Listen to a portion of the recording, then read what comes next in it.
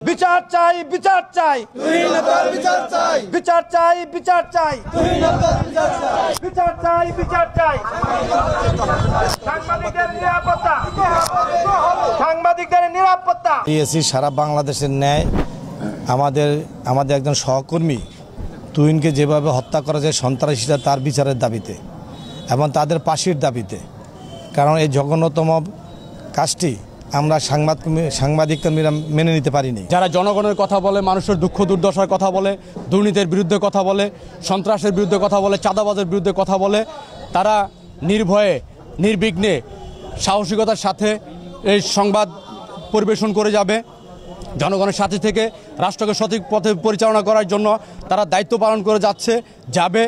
আমরা দেখেছি সে 2012 সালে সাগর রুনির দম্পতির হত্যাকাণ্ড, যার বিচার কার্যক্রম এখনও সম্পূর্ণ হয় নাই। আমরা আদালতের মাধ্যমে শুনেছি সেখানে প্রায় 105বারেরও বেশি সময় ধরে এই তদন্ত রিপোর্ট জমা দেওয়ার তারিখ পিছানো হয়েছে। আসলে আমরা চাই যে সংবাদকর্মীরা নির্বিঘ্নে নির্ভয়ে এদেশের জনগণের কথা বলুক। সংবাদকর্মীরা শুধুমাত্র সন্ত্রাস, চাঁদাবাজ, ঘুষখোর, দুর্নীতিবাজ যারা আছে তাদেরই আতঙ্ক, কিন্তু আপামর জনগণের একদম কাছের লোক, আপনজন, জনগণের বন্ধু, তারা নির্বিঘ্নে নির্ভয়ে কাজ করবে। আমাদের যে তরুণ উদীয়মান সাংবাদিক গাজীপুরের যে তুহিনকে হত্যা করা হয়েছে, আমরা তীব্র নিন্দা প্রতিবাদ জানাই এবং গ্রেপ্তারের সাথে সাথে আমরা চাই যে তাদেরকে দ্রুত আইনের আওতায় এনে অতি সামান্য সময়ের মধ্যে সর্বোচ্চ শাস্তি, তাদের ফাঁসির রায় কার্যকর করা হবে এবং সারা দেশের সংবাদকর্মীরা যেন নির্ভয়ে নির্বিঘ্নে একদম স্বাধীনভাবে নিজের মেধাকে পরিস্ফুটিত করে রাষ্ট্রকে সঠিকভাবে পরিচালনা করার জন্য দায়িত্ব পালন করে যাবে, এই আশা আমি ব্যক্ত করি।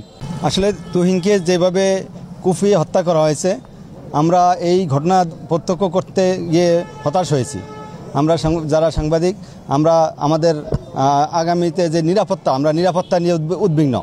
ফলে আমরা অন্তর্বর্তীকালীন সরকারের কাছে দাবি করব যে অন্তর্বর্তীকালীন সরকার যাতে আমাদের এই সাংবাদিকদের নিরাপত্তার জোর ব্যবস্থা নেয়, যাতে সাংবাদিকদেরকে কেউ কিছু বলতে সাহস না পায়। তাহলে সাংবাদিকরা সাংবাদিকতা করতে পারবে, নচেত সাংবাদিকরা আস্তে আস্তে নিরুৎসাহিত হবে এবং জাতীয় এক সময় বিপদে পড়ে যাবে। কারণ আজকে সাংবাদিকরা আছে বলেই সমাজে দুষ্কৃতিকারীরা অপরাধ করতে সাহস পায় না। আসাদুজ্জামান তুহিন যেভাবে হত্যা হয়েছে সেটা মেনে নেওয়ার মতো না, নির্মম পরিহাস। আজকে তার ছেলে সন্তানরা হাহাকার করছে, কাঁদছে, বাবার জন্য হাহাকার করছে, এটা সহ্য করার মতো না। সাংবাদিক ভাইয়েরা, আপনারা চুপ করে থাকবেন না, আপনারা এটার প্রতিবাদ জানান, প্রতিবাদ গড়ে তুলুন।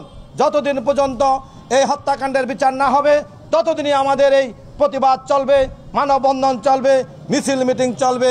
আমরা দরকার প্রয়োজন হলে ঢাকাতে গিয়েও আমরা মানববন্ধন করবে তাদের বিরুদ্ধে বিচার আওতা আনার জন্য দ্রুত সময়।